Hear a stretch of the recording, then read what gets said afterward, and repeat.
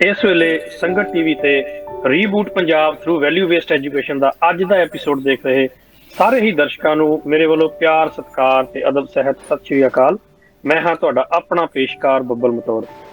ਦੋਸਤੋ, ਅਸੀਂ ਇਹ ਐਪੀਸੋਡ ਅੱਜ ਦੀ ਤਾਰੀਖ ਦੇ ਵਿੱਚ ਬਾਬਾ ਇਕਬਾਲ ਸਿੰਘ ਜੀ ਬੜੂਸਾ ਵਾਲਿਆਂ ਵੱਲੋਂ ਚਲਾਏ ਜਾ ਰਹੇ ਵਿਦਿਅਕ ਅਦਾਰਿਆਂ ਦੇ ਵਿੱਚ ਤੁਹਾਡਾ ਯੋਗਦਾਨ ਪਾਉਣ ਦੇ ਲਈ ਕਰਦੇ ਹਾਂ, ਤਾਂ ਜੋ ਸਾਡੇ ਸਮਾਜ ਦੇ ਵਿੱਚ ਤੁਹਾਡਾ ਯੋਗਦਾਨ ਜੋ ਹੈ ਪੈਂਦਾ ਰਹੇ ਤੇ ਬੱਚੇ ਜੋ ਹੈ ਵਿਦਿਆ ਦੇ ਨਾਲ ਜੁੜਦੇ ਰਹਿਣ। ਦੋਸਤੋ, ਇੱਕੋ ਤਰ੍ਹਾਂ ਦਾ ਮੌਸਮ ਹੁੰਦਾ ਜੇ ਇੱਕੋ ਤਰ੍ਹਾਂ ਦੇ ਰੁੱਖ, ਇੱਕੋ ਹੀ ਤਰ੍ਹਾਂ ਦਾ ਮੌਸਮ ਹੁੰਦਾ ਜੇ ਇੱਕੋ ਹੀ ਤਰ੍ਹਾਂ ਦੇ ਰੁੱਖ, ਜੇ ਇੱਕੋ ਹੀ ਤਰ੍ਹਾਂ ਦੇ ਦਿਸਦੇ ਹੁੰਦੇ ਸਾਰਿਆਂ ਦੇ ਧੀਆਂ ਪੁੱਤ। ਕੀ ਹੁੰਦਾ ਫਿਰ ਮੰਜ਼ਰ ਮੈਥੋਂ ਦੱਸਿਆ ਨਹੀਂ ਹੋ ਜਾਣਾ, ਕੀ ਹੁੰਦਾ ਫਿਰ ਮੰਜ਼ਰ ਮੈਥੋਂ ਦੱਸਿਆ ਨਹੀਂ ਹੋ ਜਾਣਾ, ਕਾਦਰ ਦੇ ਅਣਗਿਣਤ ਰੰਗਾਂ ਢੰਗਾਂ ਤੋਂ ਸਦ ਕੇ ਜਾਵਾਂ। ਚਾਹੇ ਦੀਵੇ ਵੱਖਰੇ ਲੱਗਦੇ, ਚਾਹੇ ਦੀਵੇ ਵੱਖਰੇ ਲੱਗਦੇ, ਥੱਲੇ ਖੜਿਆਂ ਨੂੰ ਇੱਕ ਜੋਤ ਤੇ ਤੇਲ ਦਿਸੂਗਾ ਜੇ ਉੱਤੇ ਆਵੇਂ ਤੂੰ, ਇੱਕ ਜੋਤ ਤੇ ਤੇਲ ਦਿਸੂਗਾ ਜੇ ਉੱਤੇ ਆਵੇਂ ਤੂੰ। ਦੋਸਤੋ, ਇਹ ਸੀ ਅੱਜ ਦੇ ਐਪੀਸੋਡ ਦੇ ਲਈ ਖਾਸ ਛੋਟੀ ਜਿਹੀ ਪੋਇਟਰੀ। ਸੋ ਦੋਸਤੋ, ਅਸੀਂ ਸਾਰਿਆਂ ਨੇ ਦੇਖਿਆ ਕਿ ਪਿਛਲੇ ਦਿਨੀ ਹੋਲੀ ਤੇ ਹੋਲੇ ਮਹੱਲੇ ਦਾ ਜੋ ਪਾਵਨ ਦਿਵਸ ਹੈਗਾ ਆ ਗੁਜ਼ਰ ਕੇ ਗਿਆ। ਸਾਰਿਆਂ ਨੇ ਬੜੇ ਉਤਸ਼ਾਹ ਦੇ ਨਾਲ ਮਨਾਇਆ ਹੈਗਾ ਆ। ਅਨੰਦਪੁਰ ਸਾਹਿਬ ਦੇ ਵਿੱਚ ਬੜੇ ਰੰਗ ਲੱਗੇ ਸੀਗੇ। ਚਾਹੇ ਮੈਂ ਖੁਦ ਅਨੰਦਪੁਰ ਸਾਹਿਬ ਨੂੰ ਬਿਲੋਂਗ ਹੋਣ ਦੇ ਬਾਵਜੂਦ ਉੱਥੇ 7-8 ਸਾਲ ਤੋਂ ਨਹੀਂ ਪ੍ਰੈਜ਼ੈਂਟ ਹੋ ਸਕਿਆ, ਪਰ ਚਲੋ ਉਮੀਦ ਹੈ ਜਲਦੀ ਹੀ ਉੱਥੇ ਪਹੁੰਚਾਂਗੇ। ਸੋ ਸਾਰੀ ਹੀ ਸੰਗਤ ਨੂੰ ਸੰਗਤ ਟੀਵੀ ਵੱਲੋਂ, ਸਾਡੇ ਇਸ ਸ਼ੋਅ ਵੱਲੋਂ, ਸਾਰੀ ਟੀਮ ਵੱਲੋਂ ਬਹੁਤ ਬਹੁਤ ਮੁਬਾਰਕਬਾਦ ਹੋਲੇ ਮਹੱਲੇ ਦੀ। ਤੇ ਨਾਲ ਹੀ ਦੋਸਤੋ, ਜਿੱਥੇ ਦੁਨੀਆ ਨੇ ਇੱਕ ਦੂਜੇ ਨੂੰ ਰੰਗ ਲਾਏ ਹੋਲੇ ਮਹੱਲੇ ਤੇ, ਉੱਥੇ ਹੀ ਨਾਲ ਦੀ ਨਾਲ ਆਟੋਮੈਟਿਕਲੀ ਸਾਡੇ ਇਸ ਸ਼ੋਅ ਨੂੰ ਵੀ ਇੱਕ ਨਵਾਂ ਰੰਗ ਲੱਗ ਗਿਆ ਹੈ ਇਸ ਹੋਲੇ ਮਹੱਲੇ ਤੇ, ਇਸ ਹੋਲੀ ਤੇ ਉਹ ਹੁਣ ਮੈਂ ਤੁਹਾਨੂੰ ਇੰਟਰੋਡਿਊਸ ਕਰਨ ਜਾ ਰਿਹਾ ਗਿਆਨੀ ਨਰਿੰਦਰ ਸਿੰਘ ਜੀ, ਜੋ ਕਿ ਸਾਡੀ ਧਾਰਮਿਕ ਜਗਤ ਦੀ ਇੱਕ ਨਾਮੀ ਸ਼ਖਸੀਅਤ ਹੈਗੀ ਹੈ, ਜਾਣੀ ਮਾਣੀ ਹਸਤੀ ਹੈਗੀ ਹੈ। ਉਹਨਾਂ ਦੀ ਕਥਾ ਆਮ ਹੀ ਲੋਕੀ ਸੰਗਤ ਟੀਵੀ ਤੇ ਸੁਣਦੇ ਰਹਿੰਦੇ ਹੈਗੇ ਨੇ। ਸੋ ਆਓ ਇੱਥੋਂ ਐਪੀਸੋਡ ਦੀ ਸ਼ੁਰੂਆਤ ਕਰਦੇ ਹਾਂ ਜੀ। ਸਭ ਤੋਂ ਪਹਿਲਾਂ ਸਵਾਗਤ ਕਰਦੇ ਹਾਂ ਉਚੇਚੇ ਤੌਰ ਤੇ ਗਿਆਨੀ ਨਰਿੰਦਰ ਸਿੰਘ ਜੀ ਦਾ ਤੇ ਨਾਲ ਸਰਦਾਰ ਰਣਵੀਰ ਸਿੰਘ ਜੀ ਅਟਵਾਲ ਜੀ ਦਾ। ਬਹੁਤ ਬਹੁਤ ਸਵਾਗਤ ਹੈ ਜੀ ਸਾਡੇ ਅੱਜ ਦੇ ਐਪੀਸੋਡ ਦੇ ਵਿੱਚ। ਵਾਹਿਗੁਰੂ ਜੀ ਕਾ ਖਾਲਸਾ, ਵਾਹਿਗੁਰੂ ਜੀ ਕੀ ਫਤਿਹ। ਗਿਆਨੀ ਜੀ, ਉਚੇਚੇ ਤੌਰ ਤੇ ਬਹੁਤ ਬਹੁਤ ਸਵਾਗਤ ਹੈ ਜੀ ਤੁਹਾਡਾ ਇਹ ਸਾਡੇ ਇਸ ਸ਼ੋਅ ਨੂੰ ਪਹਿਲਾਂ ਵਾਂਗੂ ਹੀ ਇੱਕ ਨਵਾਂ ਰੰਗ ਦੇਣ ਦੇ ਲਈ। ਤੁਹਾਡੀ ਅੱਜ ਇੱਥੇ ਜੋ ਸੰਗਤਾਂ ਦੇ ਲਈ ਹਾਜ਼ਰੀ ਹੈਗੀ ਹੈ, ਸਾਡੇ ਲਈ ਵੀ ਜੋ ਹੈ ਬਹੁਤ ਵੈਲਿਊਏਬਲ ਹੈਗੀ ਹੈ। ਤੁਹਾਡੇ ਵਿਚਾਰ ਜੋ ਹੋਣਗੇ ਸਾਡੇ ਲਈ ਬੜੇ ਵੈਲਿਊਏਬਲ ਹੋਣਗੇ। ਸੋ ਅਸੀਂ ਧੰਨਵਾਦੀ ਹਾਂ ਜੀ ਕਿ ਤੁਸੀਂ ਸਾਡੀ ਛੋਟੀ ਜਿਹੀ ਰਿਕੁਐਸਟ ਦੇ ਉੱਤੇ ਜੋ ਹੈ ਸਾਡੇ ਇਸ ਸ਼ੋਅ ਦਾ ਹਿੱਸਾ ਬਣਨ ਦੇ ਲਈ ਹਾਂ ਕੀਤੀ। ਸੋ ਗਿਆਨੀ ਜੀ, ਇਸ ਤੋਂ ਪਹਿਲਾਂ ਕਿ ਤੁਸੀਂ ਆਪਣੇ ਵਿਚਾਰ ਰੱਖੋ, ਅੱਜ ਅਸੀਂ ਗੱਲ ਕਰਨੀ ਚਾਹਾਂਗੇ ਕਿ ਜਿਸ ਤਰ੍ਹਾਂ ਸਾਡੇ ਇਸ ਸ਼ੋਅ ਨੂੰ ਇੱਕ ਨਵਾਂ ਰੰਗ ਲੱਗਿਆ, ਸੋ ਅਸੀਂ ਇੱਕ ਦੀ ਹੀ ਗੱਲ ਕਰਾਂਗੇ ਕਿ ਤੁਸੀਂ ਸਾਨੂੰ ਗੁਰਬਾਣੀ ਦੀ ਰੋਸ਼ਨੀ ਦੇ ਵਿੱਚ ਇਹ ਸਾਨੂੰ ਸਮਝਾਓ, ਇੱਕ ਪਾਠ ਜੋ ਮਨੁੱਖਤਾ ਸ਼ਾਇਦ ਹੌਲੀ ਹੌਲੀ ਹੌਲੀ ਹੌਲੀ ਵਿਸਰਦੀ ਜਾ ਰਹੀ ਹੈ, ਉਹ ਹੈ ਅਨੇਕਤਾ ਦੇ ਵਿੱਚ ਏਕਤਾ ਦਾ। ਕਿ ਜੋ ਸਾਨੂੰ ਗੁਰੂ ਸਾਹਿਬਾਨਾਂ ਨੇ ਸ਼ੁਰੂ ਤੋਂ ਦੱਸਦੇ ਆ ਰਹੇ ਹੈਗੇ ਆ, ਸਾਨੂੰ ਗੁਰੂ ਗ੍ਰੰਥ ਸਾਹਿਬ ਮਹਾਰਾਜ ਜੋ ਹੈ ਸਾਨੂੰ ਇਹ ਤੇ ਰੋਸ਼ਨੀ ਪਾਉਂਦੇ ਆ ਕਿ ਅਨੇਕਤਾ ਦੇ ਵਿੱਚ ਏਕਤਾ ਕਿਸ ਤਰ੍ਹਾਂ ਦੇਖਣੀ ਹੈ। ਵਨਨੈਸ ਦੀ ਗੱਲ ਜੋ ਸਾਨੂੰ ਬਾਰ-ਬਾਰ ਗੁਰੂ ਸਾਹਿਬਾਨਾਂ ਨੇ ਸਾਨੂੰ ਦ੍ਰਿੜ ਕਰਵਾਈ, ਉਹਦੇ ਬਾਰੇ ਚੰਦ ਮਿੰਟਾਂ ਦੇ ਵਿੱਚ ਸਾਨੂੰ ਤੁਸੀਂ ਕੀ ਨਿਚੋੜ ਦਿਓਗੇ, ਕੀ ਰੋਸ਼ਨੀ ਉੱਤੇ ਤੁਸੀਂ ਪਾਓਗੇ? ਗੁਰੂ ਪਿਆਰੀ ਸਾਧ ਸੰਗਤ ਜੀਓ, ਗੁਰਬਾਣੀ ਦਾ ਅਧਿਐਨ ਕੀਤਿਆਂ ਪਤਾ ਲੱਗਦਾ ਹੈ ਕਿ ਸੂਰਜ ਏਕੋ ਰੁੱਤ ਅਨੇਕ। ਉਦਾਹਰਣ ਹੈ ਕਿ परमात्मा एक है पर इतना पसारा, इतनी मखलूकात, जिधर वेखते हाँ खंड ब्रह्मांड, किते खानियां, किते तारे सितारे, चंद सूरज, बहुत कुछ परमात्मा ने पैदा किया। पर सब कुछ होने के बावजूद भी परमात्मा एक शक्ति है ते उस शक्ति की खोज में ही सानू जीवन मिलिया है। वो किवें खोज सकते हैं? जिमें कि परमात्मा के दो स्वरूप दर्शाए गए ने, एक निर्गुण है, एक सरगुण है। निर्गुण रूप जिहड़ा गुप्त रूप है दिखाई नहीं दिंदा, सरगुण रूप आजो विश्व संसार तो देखते हर का रूप है, हर रूप नदरी आया। पर सतगुरु पातशाह कहते निर्गुण आप सरगुण भी ओही। उस परमात्मा दे इस निर्गुण स्वरूप की आपां खोज करनी है। वो किवें हो सकती है? ਮਿਹਨਤ ਕਰਨੀ ਪੈਂਦੀ ਹੈ। ਜਿਵੇਂ ਕਿ ਸਤਿਗੁਰੂ ਨੇ ਉਦਾਹਰਨਾਂ ਦੇ ਕੇ ਸਮਝਾਇਆ ਹੈ ਕਿ ਸਗਲ ਬਨਸਪਤ ਮੈਂ ਬਸੰਤਰ। ਬਨਸਪਤ ਲੱਕੜ ਹੈ, ਜਿਤਨੀ ਵੀ ਲੱਕੜ ਹੈ ਉਸਦੇ ਅੰਦਰ ਅੱਗ ਹੈ। ਲੱਕੜ ਦਿਖਾਈ ਦਿੰਦੀ ਹੈ ਪਰ ਅੱਗ ਦਿਖਾਈ ਨਹੀਂ ਦਿੰਦੀ। ਪਰ ਗੁਰੂਆਂ ਨੇ ਇਹ ਗੱਲ ਸਮਝਾਈ ਹੈ ਕਿ ਲੱਕੜ ਦੇ ਵਿੱਚੋਂ ਅੱਗ ਕਿਵੇਂ ਪ੍ਰਗਟ ਹੁੰਦੀ ਹੈ। ਜੋ ਆਦ ਮਨੁੱਖ ਨੇ ਸਿੱਖਿਆ ਕਿ ਲੱਕੜ ਨੂੰ ਲੱਕੜ ਤੇ ਜ਼ੋਰ ਦੇ ਨਾਲ ਰਗੜਿਆ ਜਾਵੇ ਤਾਂ ਵਿੱਚੋਂ ਅੱਗ ਪ੍ਰਗਟ ਹੁੰਦੀ ਹੈ। ਪਰ ਜਦੋਂ ਆਪਾਂ ਵੇਖਦੇ ਹਾਂ ਕੋਈ ਲੱਕੜ ਦਾ ਕੰਮ ਕਰਨ ਵਾਲਾ ਤਰਖਾਣ, ਉਸ ਨੂੰ ਪੁੱਛੀਏ ਕਿ ਗੁਰੂ ਪਾਤਸ਼ਾਹ ਨੇ ਆਖਿਆ ਹੈ ਕਿ ਲੱਕੜ ਦੇ ਵਿੱਚ ਅੱਗ ਹੈ, ਤੂੰ ਲੱਕੜ ਦਾ ਕੰਮ ਰੋਜ਼ ਕਰਦਾ ਹੈ, ਕਦੇ ਅੱਗ ਵੇਖੀ ਹੈ ਜੀ? ਉਹ ਆਖੇਗਾ ਕਿ ਮੈਨੂੰ ਤੇ 40-50 ਸਾਲ ਹੋ ਗਏ ਲੱਕੜ ਦਾ ਕੰਮ ਕਰਦੇ ਨੂੰ, ਕੱਟਦੇ ਆ, ਵੱਢਦੇ ਆ, ਰੰਗਦੇ ਆ, ਮੈਂ ਕਦੇ ਅੱਗ ਵੇਖੀ ਨਹੀਂ। ਇਸੇ ਢੰਗ ਦੇ ਨਾਲ ਸੰਸਾਰ ਦਿਖਾਈ ਦਿੰਦਾ ਹੈ ਪਰ ਇਸ ਦੇ ਅੰਦਰ ਜੋ ਨਿਰਗੁਣ ਸਰੂਪ ਪ੍ਰਮਾਤਮਾ ਹੈ ਉਹ ਦਿਖਾਈ ਨਹੀਂ ਦਿੰਦਾ। ਉਹ ਦਿਖਾਈ ਸਾਨੂੰ ਕਿਵੇਂ ਦੇਵੇਗਾ? ਸਤਿਗੁਰੂ ਨੇ ਆਖਿਆ ਕਿ ਸੇਵਾ ਤੇ ਸਿਮਰਨ। ਇਸ ਢੰਗ ਦੇ ਨਾਲ ਜਦੋਂ ਅਸੀਂ ਆਪਣੇ ਜੀਵਨ ਨੂੰ ਇਸ ਕਸਵੱਟੀ ਤੇ ਰਗੜਾਂਗੇ ਤਾਂ ਇਸ ਦੇ ਵਿੱਚੋਂ ਪ੍ਰਮਾਤਮਾ ਦੀ ਜੋਤ ਪ੍ਰਗਟ ਹੋਵੇਗੀ। ਲੇਕਿਨ ਉਹ ਕਿਸ ਢੰਗ ਦੇ ਨਾਲ? ਜਿਵੇਂ ਆਪ ਜੀ ਨੇ ਇਹ ਸ਼ੁਰੂਆਤ ਕੀਤੀ ਹੈ ਕਿ ਕਲਗੀਧਰ ਟਰਸਟ ਦੇ ਵੱਲੋਂ ਇਹ ਸੇਵਾ ਔਰ ਸਿਮਰਨ ਨੂੰ ਲੈ ਕੇ ਬੱਚਿਆਂ ਦੇ ਭਵਿੱਖ ਨੂੰ ਉਜਲਾ ਕਰਨ ਵਾਸਤੇ, ਉਹਨਾਂ ਦੇ ਵਿਕਾਸ ਵਾਸਤੇ ਇਹ ਉਹ ਯਤਨ ਕੀਤਾ ਹੈ ਉਹਨਾਂ ਨੇ, ਤਾਂ ਕਿ ਜਿੱਥੇ ਗੁਰੂ ਪਾਤਸ਼ਾਹ ਦੀ ਬਾਣੀ ਦਾ ਗਿਆਨ ਉਹਨਾਂ ਨੂੰ ਪ੍ਰਾਪਤ ਹੋਵੇ ਉੱਥੇ ਸੰਸਾਰੀ ਵਿਦਿਆ ਜ਼ਰੂਰੀ ਹੈ।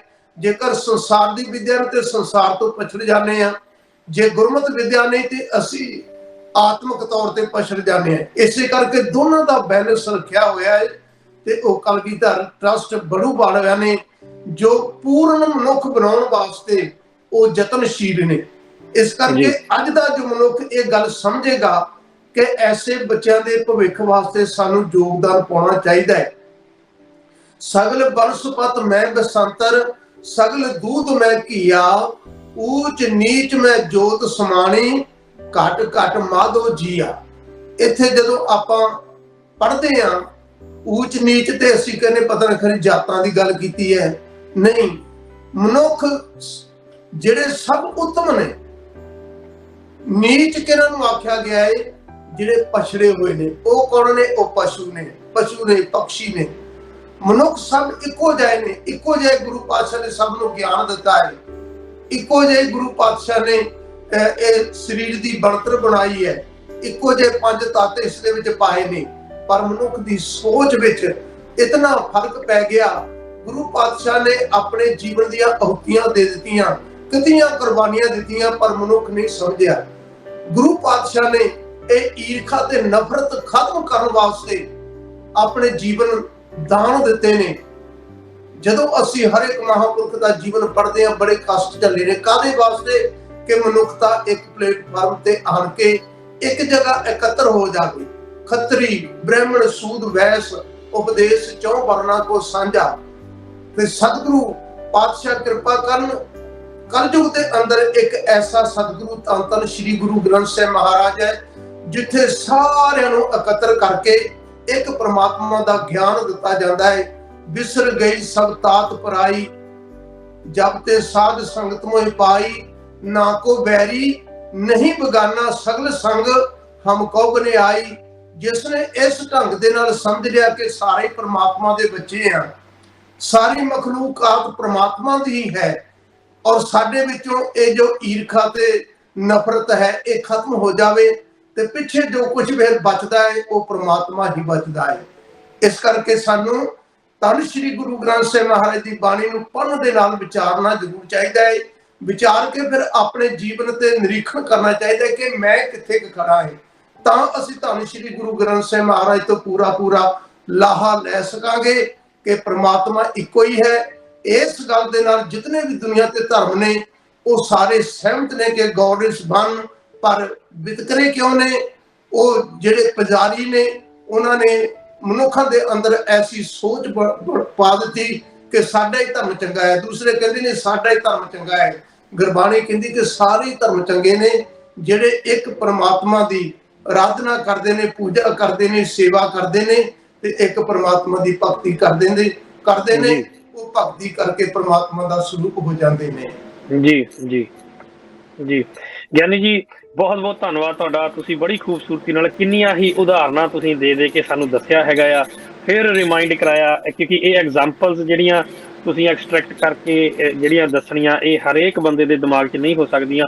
ਸੋ ਇਸੇ ਕਰਕੇ ਹੀ ਤੁਹਾਡਾ ਇਨਕਲੂਜਨ ਇਸ ਐਪੀਸੋਡ ਦੇ, ਇਸ ਸ਼ੋਅ ਦੇ ਵਿੱਚ ਹੁਣ ਜ਼ਰੂਰੀ ਹੋਏਗਾ। ਸੋ ਅਟਵਾਲ ਸਾਹਿਬ, ਗਿਆਨੀ ਜੀ ਨੇ ਕਿੰਨੀ ਖੂਬਸੂਰਤੀ ਦੇ ਨਾਲ ਉਦਾਹਰਨਾਂ ਦੇ ਕੇ ਗੁਰਬਾਣੀ ਦੀਆਂ ਸਾਨੂੰ ਸਮਝਾਇਆ ਕਿ ਗੁਰੂ ਗ੍ਰੰਥ ਸਾਹਿਬ ਮਹਾਰਾਜ ਕਿਸ ਤਰ੍ਹਾਂ ਸਾਨੂੰ ਗਾਈਡ ਕਰ ਰਹੇ ਨੇ, ਬਾਰ-ਬਾਰ ਦੇ ਰਹੇ ਨੇ। ਉਹਨਾਂ ਨੇ ਦੇਖੋ ਕਿੱਡੀ ਵੱਡੀ ਗੱਲ ਕਹੀ ਕਿ ਗੁਰੂ ਸਾਹਿਬਾਨਾਂ ਨੇ ਆਪਣੀਆਂ ਜ਼ਿੰਦਗੀ ਦੀਆਂ, ਆਪਣੀ ਲਾਈਫ ਦੀਆਂ ਆਹੁਤੀਆਂ ਦੇ ਦਿੱਤੀਆਂ, ਪਰ ਫਿਰ ਵੀ ਸਾਡੇ ਸਮਝਣ ਦੇ ਵਿੱਚ ਜੇਕਰ ਫਰਕ ਹੈ ਤੇ ਉਹਦੇ ਬਾਰੇ ਕੀ ਕਹਿਣਾ ਚਾਹੀਦਾ। ਆਈ ਥਿੰਕ ਉਹਦੇ ਬਾਰੇ ਫਿਰ ਉੱਥੇ ਹੀ ਗੱਲ ਆ ਜਾਂਦੀ ਹੈ ਕਿ ਜਦੋਂ ਕੋਈ ਬੱਚਾ ਹੈਗਾ ਆ, ਉਦੋਂ ਤੋਂ ਹੀ ਉਹਨੂੰ ਸਮਝਾਉਣਾ ਸ਼ੁਰੂ ਕਰੋ। ਜਦੋਂ ਕੋਈ ਵੱਡਾ ਹੋ ਜਾਂਦਾ, ਫਿਰ ਇਹ ਚੀਜ਼ਾਂ ਸਮਝਾਉਣੀਆਂ ਬੜੀਆਂ ਮੁਸ਼ਕਲ ਹੋ ਜਾਂਦੀਆਂ। ਸੋ ਤੁਸੀਂ ਦੇਖਦੇ ਹੋ ਜੀ ਕਿ ਇਹ ਜਿਹੜੀ ਵਨਨੈਸ ਹੈਗੀ ਹੈ, ਜੋ ਅਨੇਕਤਾ 'ਚ ਏਕਤਾ ਦੀ ਭਾਵਨਾ ਹੈਗੀ ਹੈ, ਜੋ ਉਹ ਫਲਸਫਾ ਹੈਗਾ, ਜੋ ਫਿਲੋਸਫੀ ਹੈਗੀ, ਜੋ ਸੋਚ ਹੈਗੀ ਹੈ ਨਾ ਜੀ। ਸੋ ਤੁਸੀਂ ਦੇਖਦੇ ਹੋ ਕਿ ਇਹ ਬੱਚਿਆਂ ਦੇ ਵਿੱਚ ਛੋਟੇ ਹੁੰਦੇ ਤੋਂ ਹੀ ਪਾਣੀ ਬਹੁਤ ਇੰਪੋਰਟੈਂਟ ਹੈਗੀ ਹੈ, ਸੋ ਦੈਟ ਉਹ ਸਾਰੀ ਉਮਰ ਉਹਨੂੰ ਕੈਰੀ ਕਰ ਸਕਣ। ਸ਼ਾਇਦ ਬਾਅਦ ਵਿੱਚ ਪਤਾ ਨਹੀਂ, ਬਹੁਤ ਵੈਲਿਊਜ਼ ਇਸ ਤਰ੍ਹਾਂ ਦੀਆਂ ਹੁੰਦੀਆਂ ਨੇ ਕਿ ਸ਼ਾਇਦ ਨਹੀਂ ਉਹਨਾਂ ਕੋਲ ਇੰਨੇ ਮਾਈਂਡ ਦੇ ਵਿੱਚ ਸਪੇਸ ਰਹਿੰਦੀ ਕਿ ਦੁਬਾਰਾ ਉਹਨਾਂ ਨੂੰ ਅਬਜ਼ੋਰਵ ਕਰਕੇ ਅੱਗੇ ਵੱਧ ਸਕਣ। ਤੁਸੀਂ ਕਿਸ ਤਰ੍ਹਾਂ ਦੇਖਦੇ ਹੋ, ਕਿੰਨੀ ਕੁ ਇੰਪੋਰਟੈਂਟ ਹੈਗੀ ਹੈ ਵਨਨੈਸ ਦੀ ਵੈਲਿਊ, ਜੇ ਅਸੀਂ ਐਜੂਕੇਸ਼ਨ ਦੇ ਵਿੱਚ ਇਹਨੂੰ ਸ਼ਾਮਲ ਕਰੀਏ ਤਾਂ?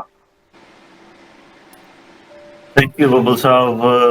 ਅੱਜ ਦਾ ਅਸੀਂ ਪ੍ਰੋਗਰਾਮ ਰੀਬੂਟ ਪੰਜਾਬ ਦੇ ਵਿੱਚ ਸਾਰੀ ਸੰਗਤਾਂ ਦਾ ਧੰਨਵਾਦ ਕਰਦੇ ਹਾਂ ਜਿਨ੍ਹਾਂ ਨੇ ਕਿ ਸਾਡੇ ਇਸ ਪ੍ਰੋਗਰਾਮ ਦੇ ਵਿੱਚ ਬੱਚਿਆਂ ਨੂੰ ਸਪਾਂਸਰ ਕਰਕੇ ਸਾਡੀ ਇਸ ਅਪੀਲ ਨੂੰ ਮਾਣ ਬਖਸ਼ਿਆ। ਤੇ ਨਾਲ ਹੀ ਅਸੀਂ ਜਿਸ ਤਰ੍ਹਾਂ ਪਿਛਲੇ ਪ੍ਰੋਗਰਾਮ 'ਚ ਦੱਸਿਆ ਸੀ ਕਿ ਅਸੀਂ ਹਮੇਸ਼ਾ ਕਲਗੀਧਰ ਟਰੱਸਟ ਦੀ ਰੀਬੂਟ ਪੰਜਾਬ ਦੀ ਐਜੂਕੇਸ਼ਨ ਸਿਸਟਮ ਦੀ ਗੱਲ ਕਰਦੇ ਹਾਂ ਤੇ ਵੈਲਿਊ ਬੇਸਡ ਐਜੂਕੇਸ਼ਨ ਦੀ ਗੱਲ ਕਰਦੇ ਹਾਂ। ਤੇ ਜਦੋਂ ਅਸੀਂ ਵੈਲਿਊ ਬੇਸਡ ਕਹਿੰਦੇ ਹਾਂ ਤਾਂ ਵੈਲਿਊਜ਼ ਸਾਡੇ ਵਾਸਤੇ ਜੋ ਵੈਲਿਊਜ਼ ਹੈਗੀਆਂ, ਉਹ ਵੈਲਿਊਜ਼ ਜੋ ਕਿ ਗੁਰੂ ਗ੍ਰੰਥ ਸਾਹਿਬ ਜੀ ਦੇ ਵਿੱਚ ਗੁਰੂ ਸਾਹਿਬਾਨਾਂ ਨੇ 239 ਸਾਲਾਂ ਦੇ ਸਫ਼ਰ ਦੇ ਵਿੱਚ ਇਕੱਠੀਆਂ ਕੀਤੀਆਂ, ਆਪਣੇ ਪਿੰਡੇ ਤੇ ਹੰਡਾਈਆਂ ਤੇ ਸਾਨੂੰ ਅੱਗੇ ਵਾਸਤੇ ਇੱਕ ਬਹੁਤ ਹੀ ਵਡਮੁੱਲਾ ਖਜ਼ਾਨਾ, ਇੱਕ ਸ਼ਬਦ ਗੁਰੂ ਦੇ ਰੂਪ ਦੇ ਵਿੱਚ ਦਿੱਤਾ ਕਿ ਜੇ ਅਸੀਂ ਜੋ ਸ਼ਬਦ ਗੁਰੂ ਦੇ ਲੜ ਲੱਗੇ ਰਹਾਂਗੇ ਤਾਂ ਜੋ ਸਾਡੀ ਸੋਚ ਦੇ ਵਿੱਚ ਜੋ ਹੀਰੇ ਜਵਾਹਰਾਤ, ਜੋ ਕਿ ਬਹੁਤ ਹੀ ਬਹੁਮੁੱਲਾ ਗਿਆਨ ਹੈ, ਤੇ ਇਹ ਸਾਨੂੰ ਜਿਹੜਾ ਸਾਡਾ ਜੀਵਨ ਦਾ ਮਕਸਦ ਹੈ ਕਿ ਜਿਸ ਪਰਮਾਤਮਾ ਦੇ ਵਿੱਚੋਂ ਅਸੀਂ ਨਿਕਲ ਕੇ ਆਏ ਹਾਂ, ਜਿਸ ਪਰਮਾਤਮਾ ਦਾ ਅਸੀਂ ਅੰਸ਼ ਹਾਂ, ਉਸ ਪਰਮਾਤਮਾ ਦੇ ਵਿੱਚ ਅਸੀਂ ਮੁੜ ਕੇ ਮਿਲ ਜਾਈਏ, ਜੋ ਕਿ ਸਾਡੇ ਜੀਵਨ ਦਾ ਮਨੋਰਥ ਹੈ। ਇਹਦੇ ਵਿੱਚ ਇਹ ਸ਼ਬਦ ਗੁਰੂ, ਇਹ ਵੈਲਿਊਜ਼ ਸਾਡਾ ਹਮੇਸ਼ਾ ਮਾਰਗਦਰਸ਼ਨ ਕਰਦੇ ਰਹਿਣਗੀਆਂ। ਸੋ ਅਸੀਂ ਨਾਲ ਹੀ ਨਾਲ ਗਿਆਨੀ ਜੀ ਦਾ ਵੀ ਇਸ ਪ੍ਰੋਗਰਾਮ ਦੇ ਵਿੱਚ ਸਵਾਗਤ ਕਰਦੇ ਹਾਂ ਕਿ ਕਿਉਂਕਿ ਵੈਲਿਊਜ਼ ਦੀ ਜਦੋਂ ਗੱਲ ਕਰਨੀ ਹੈ, ਹੁਣ ਅਸੀਂ ਤਾਂ ਸਾਡੀ ਆਪਣੀ ਸਾਰੀ ਜ਼ਿੰਦਗੀ ਤੇ ਆਪਣੇ ਪ੍ਰੋਫੈਸ਼ਨ ਦੀਆਂ ਕਿਤਾਬਾਂ ਪੜ੍ਹਦੇ, ਆਪਣੀ ਜੋ ਦੁਨਿਆਵੀ ਵਿੱਦਿਆ ਹੈ ਇਹਦੇ ਵਿੱਚ ਹੀ ਲੰਘ ਗਈ। ਪਰ ਹਾਂ, ਜਿਹੜੇ ਮਾਤਾ ਪਿਤਾ ਦੇ ਸੰਸਕਾਰ, ਗੁਰਬਾਣੀ ਨਾਲ ਪਿਆਰ, ਗੁਰੂਆਂ ਨਾਲ ਪਿਆਰ, ਉਹਦੇ ਹਿਸਾਬ ਨਾਲ ਆਪਣੇ ਤਜਰਬੇ ਤੋਂ ਅਸੀਂ ਥੋੜ੍ਹੀ ਬਹੁਤ ਗੱਲ ਵੈਲਿਊਜ਼ ਦੀ ਕਰ ਸਕਦੇ ਹਾਂ। ਪਰ ਜੋ ਗਿਆਨੀ ਜੀ ਸਾਨੂੰ, ਕਿਉਂਕਿ ਇਹਨਾਂ ਦੀ ਲਾਈਫ ਪੂਰੀ ਗੁਰੂ ਗ੍ਰੰਥ ਸਾਹਿਬ ਜੀ ਦੀ ਵਿੱਦਿਆ ਪੜ੍ਹਾਉਣ ਦੇ ਵਿੱਚ ਲੱਗੀ ਹੈ, ਸੋ ਜੋ ਇਹ ਸਾਡਾ ਇਹਨਾਂ ਪ੍ਰੋਗਰਾਮਾਂ ਦੇ ਵਿੱਚ ਜਦੋਂ ਅਸੀਂ ਵੈਲਿਊਜ਼ ਦੀ ਗੱਲ ਕਰਨੀ ਹੈ, ਜੋ ਇਹਦੇ ਵਿੱਚ ਗੁਰਬਾਣੀ ਪੱਖੋਂ ਯੋਗਦਾਨ ਦੇ ਸਕਦੇ ਨੇ, ਉਹ ਇੱਕ ਬਹੁਤ ਹੀ ਵਡਮੁੱਲਾ ਯੋਗਦਾਨ ਹੈ ਤੇ ਅਸੀਂ ਗਿਆਨੀ ਜੀ ਦਾ ਇਸ ਪ੍ਰੋਗਰਾਮ 'ਚ ਸਵਾਗਤ ਕਰਦੇ ਹਾਂ। ਸੋ ਅਸੀਂ ਅੱਜ ਦਾ ਜੋ ਟੌਪਿਕ ਸੀ, ਅਸੀਂ ਵੈਲਿਊਜ਼ ਦੀ ਲਿਸਟ ਦੇ ਵਿੱਚੋਂ ਸਭ ਤੋਂ ਪਹਿਲਾਂ ਕਿ ਜੋ ਗੁਰੂ ਗ੍ਰੰਥ ਸਾਹਿਬ ਜੀ ਦੀ ਆਰੰਭਤਾ ਹੁੰਦੀ ਹੈ, ਇੱਕ ਅੰਗ ਤੋਂ ਹੁੰਦੀ ਹੈ, ਜਾਂ ਇੱਕ ਸ਼ਬਦ ਲਾ ਲਓ, ਜਾਂ ਕਿ ਪਰਮਾਤਮਾ ਇੱਕ ਹੈ।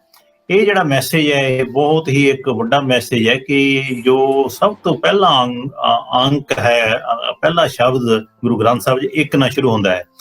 ਸੋ ਸਾਨੂੰ ਉਸ ਨੂੰ ਇੱਕੋ ਹੀ ਸ਼ਬਦ ਨੂੰ ਸਮਝਣ ਵਾਸਤੇ ਪੂਰਾ ਗੁਰੂ ਗ੍ਰੰਥ ਸਾਹਿਬ 1430 ਅੰਗ ਦੇ ਵਿੱਚ ਮੁੜ ਕੇ ਇਹੋ ਹੀ ਮੈਸੇਜ ਦਿੱਤਾ ਗਿਆ ਕਿ ਅਸੀਂ ਸਭ ਇੱਕ ਹਾਂ, ਅਸੀਂ ਸਭ ਇੱਕ ਪਰਿਵਾਰ ਹਾਂ।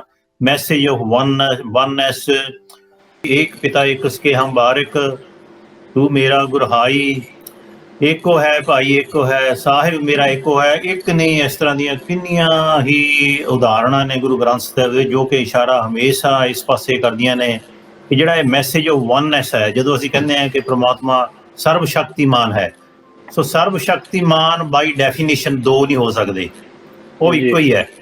ਅਵਲ ਅੱਲਾ ਨੂਰ ਪਾਇਆ ਕੁਦਰਤ ਕੇ ਸਭ ਬੰਦੇ, ਏਕ ਨੂਰ ਤੇ ਸਭ ਜਗ ਉਪਜਿਆ ਕੌਣ ਭਲੇ ਕੋ ਮੰਦੇ। ਸੋ ਇਹ ਚੀਜ਼ ਸਾਨੂੰ ਸਮਝਣ ਦੀ ਲੋੜ ਹੈ ਕਿ ਜੇ ਪ੍ਰਮਾਤਮਾ ਸਰਵ ਸ਼ਕਤੀਮਾਨ ਹੈ, ਸਰਵ ਵਿਆਪਕ ਹੈ, ਇੱਕ ਸੁਪਰੀਮ ਪਾਵਰ ਹੈ, ਸੁਪਰ ਨੈਚੁਰਲ ਪਾਵਰ ਹੈ, ਉਸ ਤੋਂ ਵੱਡੀ ਤਾਕਤ ਹੋਰ ਕੋਈ ਨਹੀਂ, ਤਾਂ ਇੱਕੋ ਹੀ ਹੋ ਸਕਦੀ ਹੈ। ਤੇ ਅਸੀਂ ਫਿਰ ਵਿਖਰੇਵਿਆਂ ਦੇ ਵਿੱਚ ਸਾਨੂੰ ਜਾਣਾ ਹੀ ਨਹੀਂ ਚਾਹੀਦਾ। ਅਸੀਂ ਜੇ ਹਿੰਦੂ ਕਿਸੇ ਆਪਣੇ ਰੱਬ ਨੂੰ ਜਾਂ ਮੁਸਲਿਮ ਆਪਣੇ ਕਿਸੇ ਹੋਰ ਨਾਂ ਦੇ ਨਾਲ ਮੰਨਦੇ ਆ, ਪਰ ਸਾਨੂੰ ਜਿਹੜੀ ਸਿੱਖੀ ਦੇ ਵਿੱਚ ਇਹੋ ਇੱਕ ਗੁੜਤੀ ਦਿੱਤੀ ਗਈ ਹੈ ਕਿ ਕੋਈ ਨਹੀਂ, ਆਪਣੇ ਜਿਹੜੇ ਇਸ਼ਟ ਨੂੰ ਮੰਨੀ ਜਾਣ, ਜੇ ਉਹ ਰੱਬ ਨੂੰ ਮੰਨਦੇ ਆ ਕਿ ਹਾਂ ਸਮਝਦੇ ਨੇ ਕਿ ਇਸ ਯੂਨੀਵਰਸ ਦਾ ਸਿਰਜਣਹਾਰ ਇੱਕ ਹੈ, ਤੋ ਇੱਕੋ ਹੀ ਹੈ, ਉਹਦੇ 'ਚ ਦੋ ਨਹੀਂ ਹੈਗੇ। ਸੋ ਇਸ ਕਰਕੇ ਜਿਹੜਾ ਸਿੱਖ ਧਰਮ ਇੱਕ ਸਰਵ ਮੈਂ ਕਹਿੰਦਾ ਜਿਹੜਾ ਹਰ ਇੱਕ ਦਾ ਹਰਮਨ ਪਿਆਰਾ ਇੱਕ ਧਰਮ ਹੈ, ਜੋ ਕਿ ਅੱਜ ਸਿੱਖ ਹਰ ਦੇਸ਼ ਦੇ ਵਿੱਚ ਫੈਲ ਚੁੱਕਾ ਹੈ। ਸੋ ਅੱਜ ਸਾਨੂੰ ਲੋੜ ਹੈ ਇਸ ਵਿੱਦਿਆ ਦਾ ਥੋੜ੍ਹਾ ਜਿਹਾ ਇਸ ਪਾਸੇ ਨੂੰ ਪਸਾਰਾ ਕੀਤਾ ਜਾਵੇ ਕਿ ਪਰਮਾਤਮਾ ਵੀ ਇੱਕ ਹੈ। ਫਿਰ ਉਹ ਤੋਂ ਬਾਅਦ ਦੇਖੋ ਸਾਡੇ ਸਿੱਖ ਧਰਮ ਦੇ ਜਿੰਨੇ ਵੀ ਫਲਸਫੇ ਸਭ ਨਿਰਾਲੇ ਹੀ ਨਹੀਂ, ਸਾਡੀ ਵਿੱਦਿਆ ਵੀ ਨਿਰਾਲੀ ਹੈ। ਫਿਰ ਜਿੱਥੇ ਸ਼ਬਦ ਗੁਰੂ ਦੀ ਗੱਲ ਆ ਜਾਂਦੀ ਹੈ, ਉਹ ਸ਼ਬਦ ਗੁਰੂ ਵੀ ਇੱਕੋ ਹੀ ਹੈ, ਸ਼ਬਦ ਗੁਰੂ ਦੋ ਨਹੀਂ ਹੋ ਸਕਦੇ। ਜੇ ਅਸੀਂ ਗਿਆਨ ਨੂੰ ਗੁਰੂ ਮੰਨਦੇ ਹਾਂ, ਸਾਡਾ ਗਿਆਨ ਗੁਰੂ ਗ੍ਰੰਥ ਸਾਹਿਬ ਜੀ ਦੇ ਵਿੱਚੋਂ ਆਉਂਦਾ, ਹੋਰ ਧਰਮਾਂ ਦੇ ਵੀ ਆਪਣੇ ਧਰਮ ਗ੍ਰੰਥ ਹੈਗੇ ਨੇ। ਸੋ ਅਸੀਂ ਸਾਰਿਆਂ ਨੂੰ ਉੱਥੇ ਵੀ ਏਕਤਾ ਦਾ ਹੀ ਸੁਨੇਹਾ ਆਉਂਦਾ ਕਿ ਜੇ ਪ੍ਰਮਾਤਮਾ ਇੱਕ ਹੈ ਤੇ ਗੁਰੂ ਵੀ ਇੱਕੋ ਹੀ ਹੈ। ਗੁਰੂ ਗੋਬਿੰਦ ਗੁਰੂ ਹੈ, ਨਾਨਕ ਭੇਦ ਨਾ ਭਾਈ। ਸੋ ਗੁਰੂ ਤੇ ਗੋਬਿੰਦ ਵਿੱਚ ਵੀ ਕੋਈ ਫਰਕ ਨਹੀਂ, ਇੱਥੇ ਵੀ ਏਕਤਾ ਦਾ ਮੈਸੇਜ ਆਉਂਦਾ। ਸੋ ਪ੍ਰਮਾਤਮਾ ਵੀ ਇੱਕ ਹੈ, ਗੁਰੂ ਵੀ ਇੱਕ ਹੈ ਸ਼ਬਦ ਰੂਪ ਦੇ ਵਿੱਚ। ਤੇ ਉਹ ਤੋਂ ਅੱਗੇ ਫਿਰ ਜੇ ਅਸੀਂ ਧਰਮ ਦੀ ਗੱਲ ਕਰਦੇ ਹਾਂ ਤੇ ਸਾਡਾ ਸਿੱਖ ਧਰਮ ਫਿਰ ਏਕਤਾ ਦਾ ਸੁਨੇਹਾ ਦਿੰਦਾ ਹੈ ਕਿ ਸਰਬ ਧਰਮ ਹੈ ਸ਼੍ਰੇਸ਼ਟ ਧਰਮ, ਹਰ ਕੋ ਨਾਮ ਜਪ ਨਿਰਮਲ ਕਰਮ। ਸੋ ਤੁਹਾਡੇ ਜਿਹੜੇ ਕਰਮਾਂ ਕਰਕੇ ਹੀ ਤੁਹਾਡੀ ਜੋ ਸ਼ਖਸੀਅਤ ਹੈ, ਤੁਹਾਡੀ ਕੋਈ ਜਾਤ ਪਾਤ ਊਚ ਨੀਚ, ਤੁਹਾਨੂੰ ਕਰਮਾਂ ਕਰਕੇ ਹੀ ਤੁਹਾਡੀ ਡੈਫੀਨੇਸ਼ਨ ਹੈ, ਨਾ ਕਿ ਤੁਹਾਡਾ ਜਨਮ ਜਾਂ ਅਮੀਰ ਦੇ ਘਰ ਹੋਇਆ ਜਾਂ ਗਰੀਬ ਦੇ ਹੋਇਆ, ਉੱਚੀ ਜਾਤ 'ਚ ਹੋਇਆ, ਨੀਵੀਂ ਜਾਤ 'ਚ ਹੋਇਆ। ਇਹਨਾਂ ਵਿਖਰੇਵਿਆਂ 'ਚੋਂ ਸਾਨੂੰ ਨਿਕਲਣਾ ਚਾਹੀਦਾ ਹੈ। ਸੋ ਪਰਮਾਤਮਾ ਵੀ ਇੱਕ ਹੈ, ਗੁਰੂ ਵੀ ਇੱਕ ਹੈ, ਧਰਮ ਵੀ ਇੱਕ ਹੈ। ਫਿਰ ਜਿਹੜਾ ਸਾਡਾ ਲੋਗੋ ਆ ਜਾਂਦਾ ਕਲਗੀਧਰ ਟਰੱਸਟ ਬੜੂ ਸਾਹਿਬ ਵਾਲਿਆਂ ਦਾ ਮਿਸ਼ਨ ਸਟੇਟਮੈਂਟ ਸੀ ਕਿ ਵਨ ਵਰਲਡ ਵਨ ਫੈਮਿਲੀ। ਸੋ ਸਾਡੀ ਸੋਚ ਦੇ ਵਿੱਚ ਹਮੇਸ਼ਾ ਇਹ ਜਿੰਨੇ ਵੀ ਬਾਰਡਰਸ ਨੇ, ਕੰਟਰੀਜ਼ ਨੇ, ਬੈਰੀਅਰਸ ਨੇ, ਇਹ ਸਾਰੇ ਇੱਕ ਸ਼ੈਤਾਨ ਬਿਰਤੀ ਦੀ ਸੋਚ, ਇਹ ਮੈਨ ਮੇਡ ਡਿਵੀਜ਼ਨਸ ਹੈਗੀਆਂ ਜਿਨ੍ਹਾਂ ਦੇ ਵਿੱਚੋਂ ਸਾਨੂੰ ਉੱਠ ਕੇ ਸੋਚਣਾ ਚਾਹੀਦਾ। ਕਿਉਂਕਿ ਜੇ ਇੱਕ ਸਿੱਖ ਦੀ ਤਾਂ ਸੁਰਤੀ ਬਿਰਤੀ ਹੈ, ਇੱਕ ਸਿੱਖ ਨੂੰ ਖੰਡਾਂ ਬ੍ਰਹਿਮੰਡਾਂ ਦਾ ਮਾਲਕ ਬਣਾਤਾ। ਆਪੇ ਗੁਰਚੇਲਾ ਦਾ ਜੋ ਕਨਸੈਪਟ ਹੈ, ਗੁਰੂ ਤੇ ਚੇਲੇ ਦੇ ਵਿੱਚ ਜਦ ਕੋਈ ਫਰਕ ਨਹੀਂ ਤੇ ਗੋਬਿੰਦ ਤੇ ਗੁਰੂ ਦੇ ਵਿੱਚ ਕੋਈ ਫਰਕ ਨਹੀਂ, ਤੇ ਉਹ ਸਾਰਾ ਮੈਸੇਜ ਜਿਸ ਤਰ੍ਹਾਂ ਪਿਰਾਮਿਡ ਦਾ ਮੈਸੇਜ ਆਉਂਦਾ ਕਿ ਸਾਰਾ ਇੱਕ ਬਹੁਤ ਵੱਡਾ ਬੇਸ ਇਹਦਾ ਜੋ ਹੈ ਕਿ ਐਂਡ ਤੇ ਸਿਰਫ ਇੱਕੋ ਹੀ ਇੱਕ ਹੈ ਦੁਬਿਧਾ ਛੋੜ ਭਏ ਨਿਰੰਕਾਰੀ। ਸੋ ਅਸੀਂ ਅੱਜ ਦੀ ਜਿਹੜੀ ਵੈਲਿਊ ਵਨਨੈਸ ਦਾ ਹੈ, ਇਹ ਜਿਹੜੇ ਜਿੰਨੇ ਵਿਖਰੇਵੇਂ ਇਹਨਾਂ ਨੂੰ ਮਿਟਣ ਦਾ ਸਾਧਨ ਇੱਕ ਪ੍ਰੇਮ ਦਾ ਹੀ ਹੈ। ਸੱਚ ਕਹੋ ਸੁਣ ਲਿਓ ਸਭ ਜਿਨ ਪ੍ਰੇਮ ਕੀਓ ਤਿਨ ਹੀ ਪ੍ਰਭ ਪਾਇਓ। ਜਿੰਨੇ ਵੀ ਵਿਖਰੇਵੇਂ ਆ, ਜਦੋਂ ਅਸੀਂ ਕੁਦਰਤ ਨੂੰ, ਕਾਦਰ ਨੂੰ, ਆਪਣੇ ਜੋ ਦੱਸਿਆ ਹੈ ਕਿ ਤੁਸੀਂ ਇੱਕ ਗੁਲਦਸਤਾ ਹੈ, ਉਹਦੇ 'ਚ ਤੁਸੀਂ 100 ਤਰ੍ਹਾਂ ਦੇ ਅਲੱਗ-ਅਲੱਗ ਫੁੱਲ ਹੋ ਸਕਦੇ ਹੋ। ਤੁਹਾਡਾ ਦੇਖਣ ਦਾ ਨਜ਼ਰੀਆ ਹੈ, ਤੁਸੀਂ ਇਕੱਲੇ ਫੁੱਲ ਵੱਲ ਵੀ ਦੇਖ ਸਕਦੇ ਹੋ, ਪੂਰੇ ਗੁਲਦਸਤੇ ਵੱਲ ਵੀ ਦੇਖ ਸਕਦੇ ਹੋ। ਜਿਸ ਤਰ੍ਹਾਂ ਤੁਸੀਂ ਆਪਣੀ ਕਵਿਤਾ 'ਚ ਦੱਸਿਆ, ਇੱਕ ਦੀਵੇ ਦੀ ਤੇਲ ਦੀ ਐਗਜ਼ਾਮਪਲ ਦਿੱਤੀ ਹੈ। ਸੋ ਇਹ ਕਿੱਥੋਂ ਤੁਸੀਂ ਦੇਖਦੇ ਹੋ, ਆਪਣਾ ਨਜ਼ਰੀਆ ਬਦਲਣੇ ਦੀ ਜਿਹੜੀ ਇਹ ਬਹੁਤ ਵੱਡੀ ਜ਼ਰੂਰਤ ਹੈ। ਸੋ ਇਹ ਬਹੁਤ ਵੱਡੀ ਵੈਲਿਊ ਹੈ ਜਿਹੜੇ ਕਲਗੀਧਰ ਟਰੱਸਟ ਦੇ ਸਕੂਲਾਂ ਦੇ ਵਿੱਚ ਬੱਚਿਆਂ ਨੂੰ ਬੜੀ ਯੰਗ ਏਜ ਤੋਂ, ਕਿਉਂਕਿ ਜਦੋਂ ਤੁਹਾਡਾ 16-17 ਸਾਲ ਬਾਅਦ ਜਾ ਕੇ ਦੱਸੋਗੇ ਕਿਸੇ ਨੂੰ ਕਿ ਤੁਝ ਬਿਨ ਦੂਜਾ ਕੋਈ ਨਹੀਂ, ਤੂੰ ਕਰਤਾਰ ਕਰੇ ਸੋ ਹੋਏ, ਉਹ ਨਹੀਂ ਕਹਿਣਾ ਵੀ 16-17 ਸਾਲ ਤਾਂ ਮੈਨੂੰ ਪਤਾ ਨਹੀਂ ਸੀ ਕਿਹੜਾ ਕਰਤਾਰ, ਤੂੰ ਤਾਂ ਮੈਂ ਆਪਣੀ ਮਰਜ਼ੀ ਕਰਦਾ ਰਿਹਾ, ਹੁਣ ਕਰਤਾਰ ਕਿੱਥੋਂ ਆ ਗਿਆ।